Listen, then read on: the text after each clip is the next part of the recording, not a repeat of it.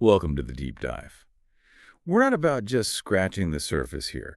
We grab a topic, really pull apart the sources, and try to find the useful stuff inside. Today, we're actually doing something a bit longer, a more involved exploration. We've got this narrative source. It's called English Shadowing Practice. Our mission, to really get into the story of Emily. She's a young woman in Japan learning English. We want to unpack her journey, sure, but also the language learning ideas behind it, especially this shadowing thing. Think of this as, well, your efficient path to getting clued up on language learning, even if it's not your usual thing. Exactly. Emily's story is like a perfect case study for us. We're not just passively following along, we're actively breaking down how someone overcomes those language hurdles, how Yeah. they build confidence and the specific role shadowing plays and all that. So, this deep dive is really for you, the listener, if you want that solid understanding without getting bogged down. Maybe find some inspiration for your own goals. Okay, then let's jump into chapter one, the silent cafe planting the seed. So we meet Emily. She's in a quiet cafe, and right away you feel this strong desire she has to speak English fluently. She's just watching, listening to others chat in English. We find out she's 24, small town Japan, loved English since she was a kid, but, and this is key, she aced English writing in school, got good grades, but speaking, nope, silent in class. London feels like a fantasy even though she dreams about it. And that's a really common disconnect, isn't it? The gap between receptive skills like reading and listening and the productive ones like actually Hmm, speaking. Emily understood English on the page, but producing the sounds, forming sentences on the fly, that's a whole different ballgame. It uses different brain pathways, different muscles even. So that cafe moment, seeing those confident speakers, that's the spark. It ignites that need to bridge the gap. totally. And that spark leads her to act. She decides, okay, enough being silent. So she goes online, types in, how to speak English fluently. Pretty standard search, right? And that's where she stumbles upon shadowing. Hmm. The video explains it like, listen, repeat immediately, like an echo, but faster. Her first attempts, simple stuff. I wake up early in the morning, I make a cup of tea. And yeah, she feels awkward. I think we can all picture that. But the big deal is she's speaking out loud for the first time, really. That initial awkwardness, it's partly physical. Your mouth, your tongue, they're making shapes and sounds they're not used to. It's also your brain building new connections. It's completely normal. Actually, it's a sign you're doing something new, something challenging. The key at this stage isn't perfection, it's just doing it consistently. And she really leans into that consistency. It ramps up fast. 10 minutes practice, then 20, then 30. She's even doing it secretly at the bookstore where she works, whispering lines to herself. Kind of funny to imagine. Then, a real moment. She finds out there's a shadowing class in the very same cafe, and she musters the courage to join. Her first words in that group setting just, "Hi, I'm Emily. I'd like to join." Simple, but huge for her. Oh, absolutely huge. Going from whispering alone to speaking, however briefly, in front of others. And that welcoming response from the teacher, that's crucial. It creates that safe space you need when you're feeling vulnerable. Being in a group normalizes the whole thing, too. You see others doing it, feeling awkward maybe, but doing it anyway. It helps dissolve some of that self-consciousness. Yeah, exactly.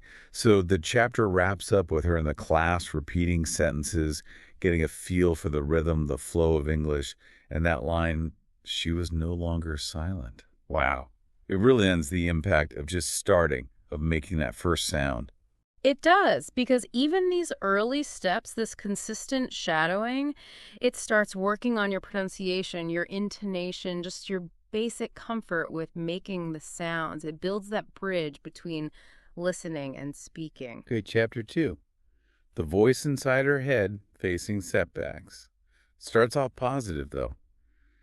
Emily's feeling good after that first class. Goes home, writes in her journal big letters, "I spoke English today." and vows to do it again tomorrow.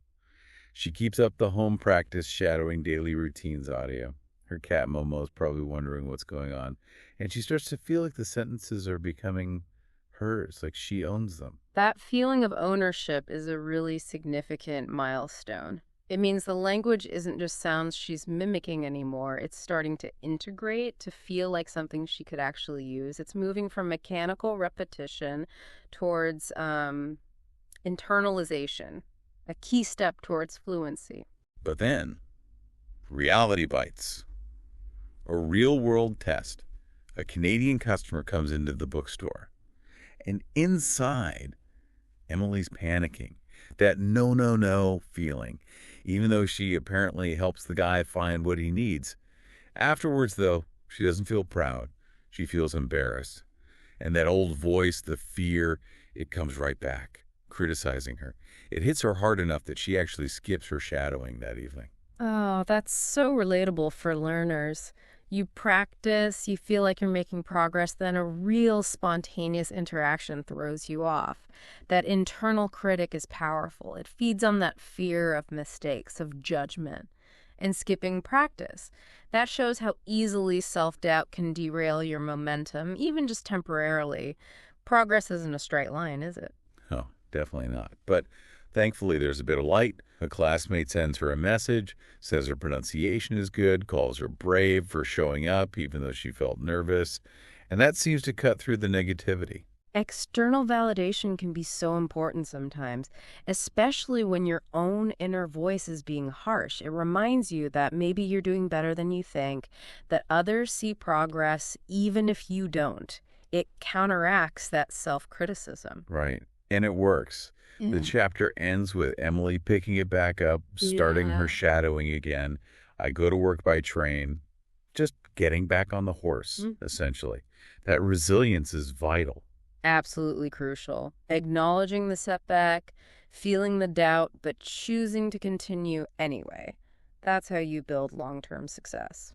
Okay, chapter 3. English in the real world, expanding horizons. Okay. So Emily's been consistent. Weeks of daily shadowing. She has this rule. Speak every day, even if it's just to yourself. She's also getting used to different accents through her listening.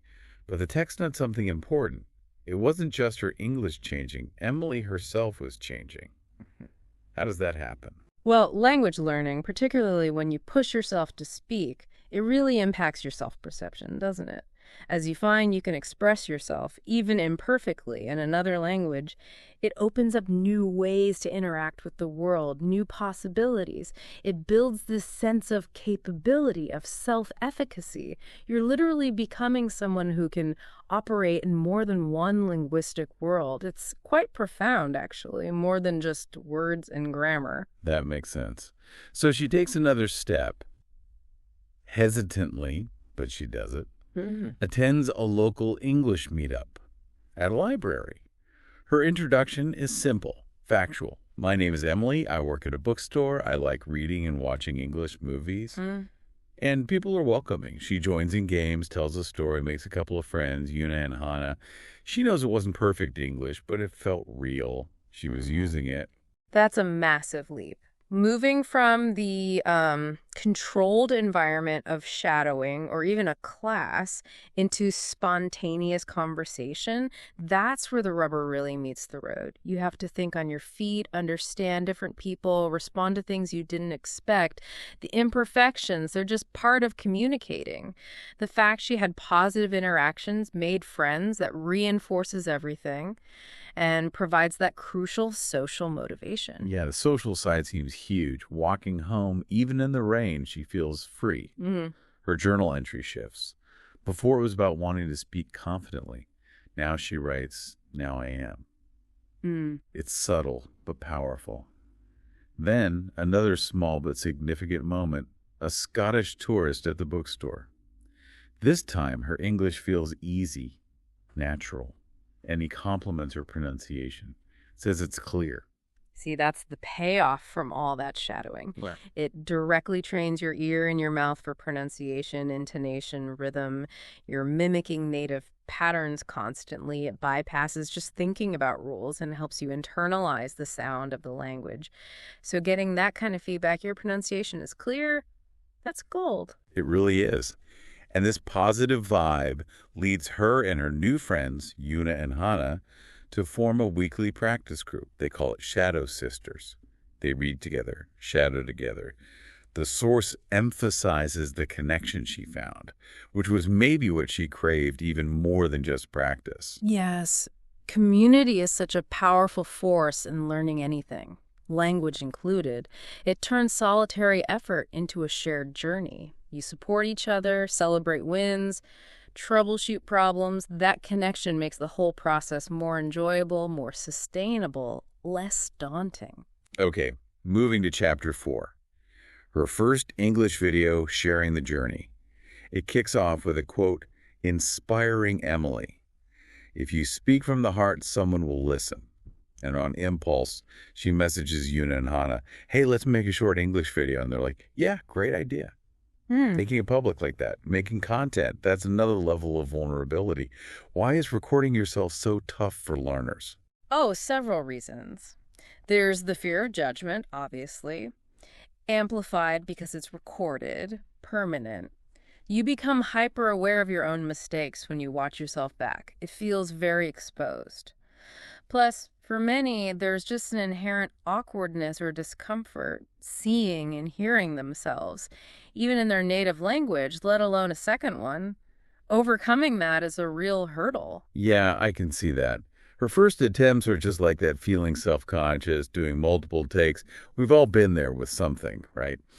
But she pushes through and records this really honest message about her fear, how she's trying to overcome it, and encouraging others. Then comes the nerves about actually posting it online. Totally natural. Putting yourself out there is scary. But that vulnerability, embracing it, that can lead to really unexpected positive outcomes, as Emily finds out pretty quickly. Right. Because the first comment isn't criticism.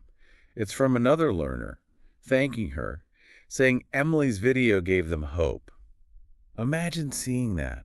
Emily's reaction is pure joy, and her friends cheer her on too. That feedback loop starts. And that first positive comment is like fuel. It shifts her focus from, oh no, what will people think of me, to, wow, maybe this can actually help someone else. That sense of connection, of making a difference, however small, it's incredibly motivating. Absolutely. It spurs her on to make more videos. She shares about a book she loves, adds subtitles to help others. She starts getting followers, questions about her methods, tips for shy learners, and she answers them personally. Then she gets this message: "Your voice is soft, but it gives me strength." That must have really resonated. Whoa, yeah. That perfectly captures it, doesn't it? Effective communication isn't about being loud or perfect. It's often about authenticity, vulnerability, sharing your real journey, your real voice. That's what connects and empowers others who see themselves in your story. Definitely. The chapter ends with her new journal entry. "I found my voice. Now I help others find theirs." Yeah. That's a huge shift, isn't it? From learner to, well, someone who guides. It is. It marks a transition. She's not just focused inward on her own progress anymore. She sees herself as someone who can contribute, support others. And often, teaching or helping others solidifies your own learning, too. Okay, chapter 5. An invitation she never expected recognition. Things escalate. She gets a message from Speak Up International. They've seen her videos, love them, and want her on an online panel. Real voices of English learners. Her reaction is disbelief.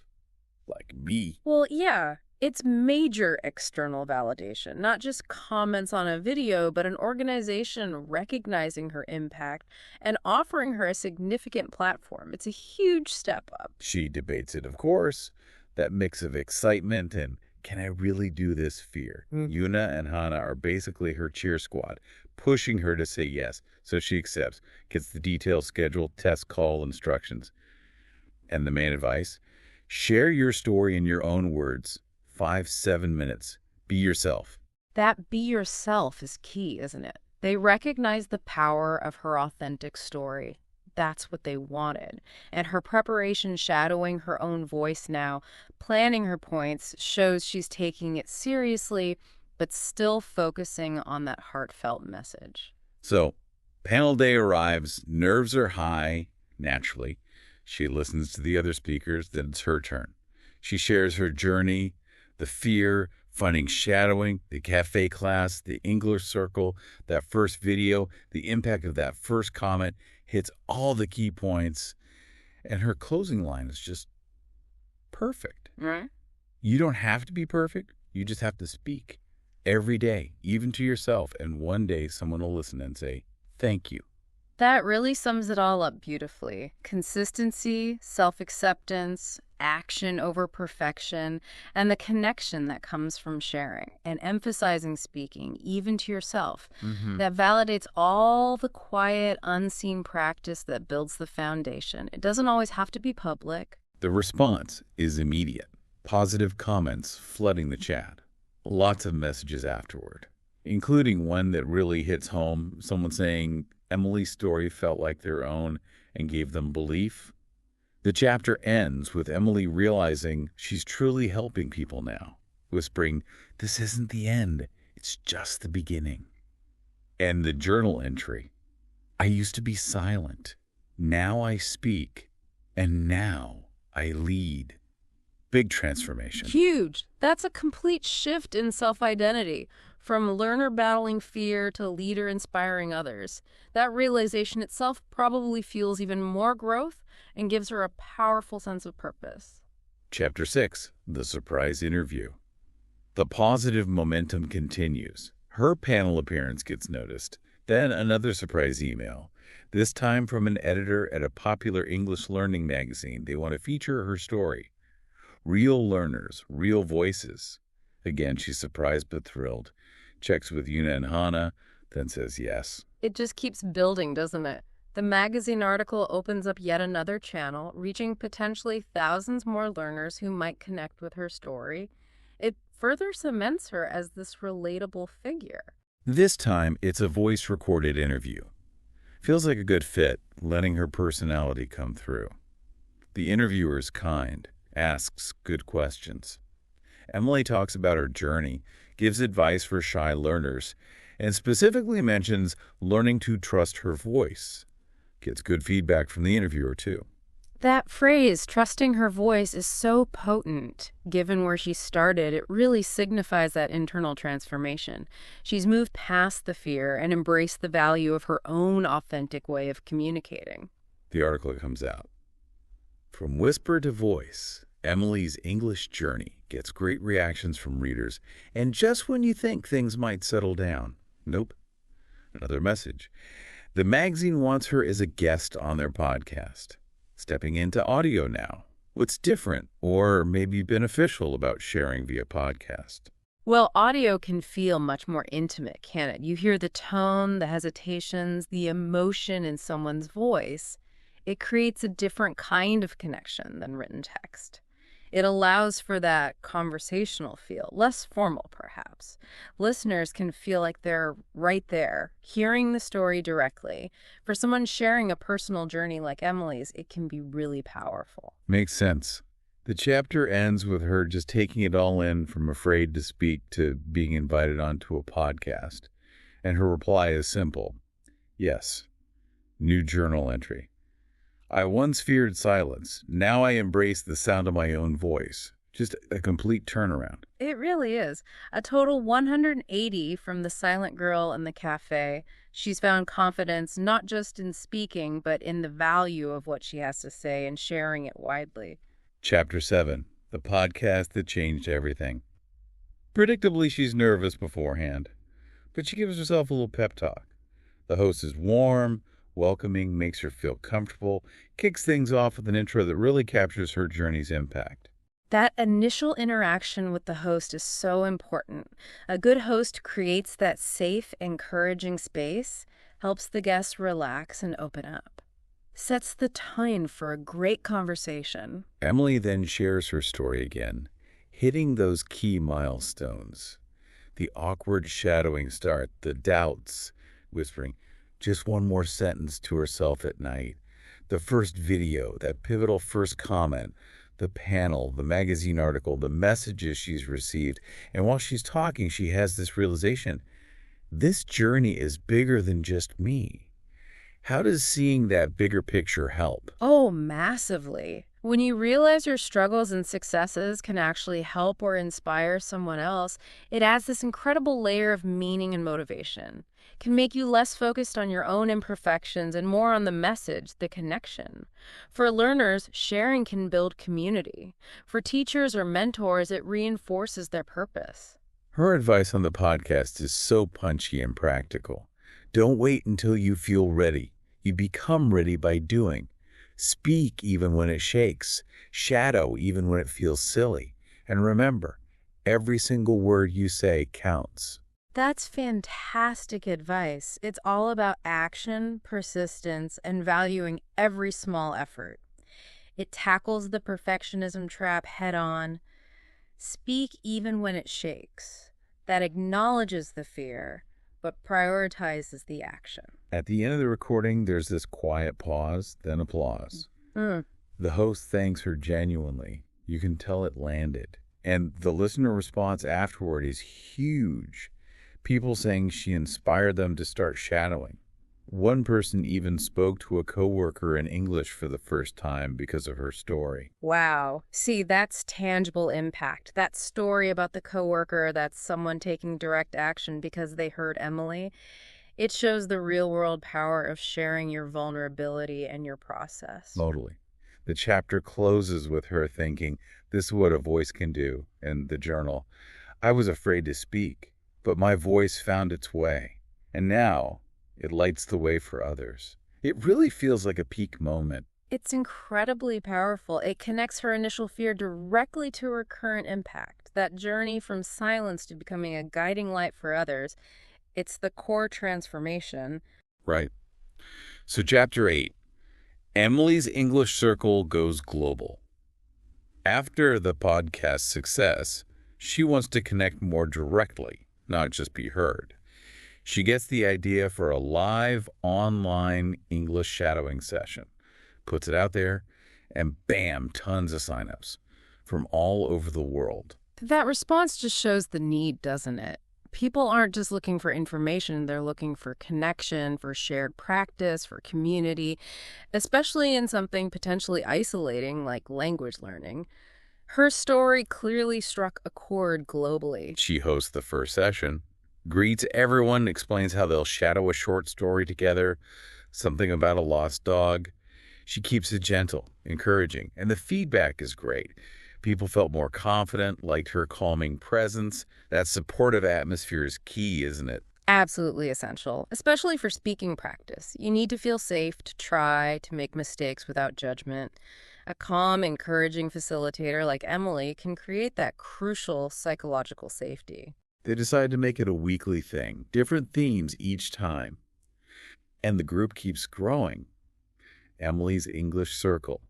She gets this touching video message from a young learner in India thanking her for the inspiration. Really brings the global reach home. These personal stories, like the message from India, they really illustrate the human connection being forged across borders, all thanks to her initiative and willingness to share her voice. The chapter ends with her realizing her voice has become this bridge connecting people. The journal entry. When we speak together, we grow together. My voice is yours. Your voice is mine. Powerful sense of shared journey. Yeah, it emphasizes that reciprocity. It's not just her teaching, it's a community learning and growing collectively.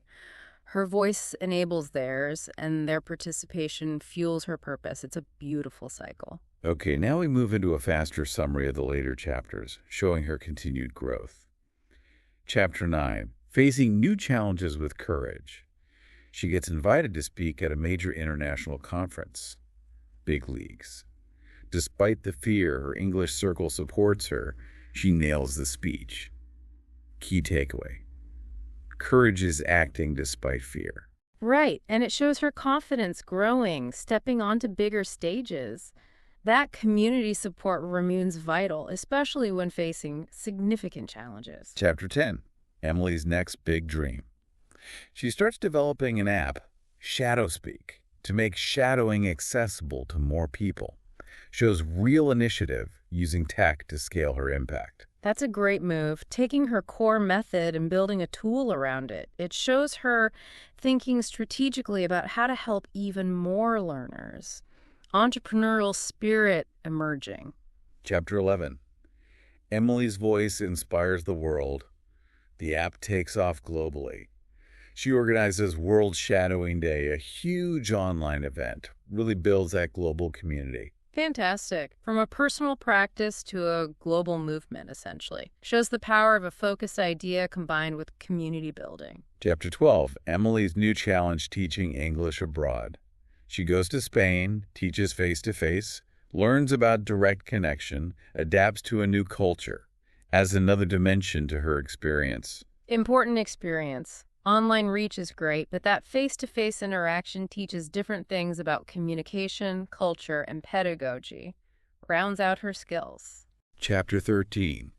Emily's return and the big surprise. Back home, more confident. Gets offered a role leading an advanced shadowing course. Gets official recognition too, a plaque. Full circle moment. Yeah, that's significant. Formal recognition of her expertise, moving from informal helper to a recognized leader in her niche. Chapter 14. Emily's vision for the future. She's still planning growing the community, improving the app, maybe in-person events. Always looking ahead. Shows she's not resting on her laurels. Continuous improvement, thinking about the next steps to serve her community better. Chapter 15. The power of community. Focuses on the online forums, monthly challenges she runs, how peer support helps build confidence. Reinforces that community isn't just nice to have, it's integral to sustained motivation and progress for many learners. Chapter 16. Emily's reflection and new beginnings. She reflects on needing courage, persistence, self-compassion. Feels ready for more. That personal growth aspect again. Important to pause and reflect.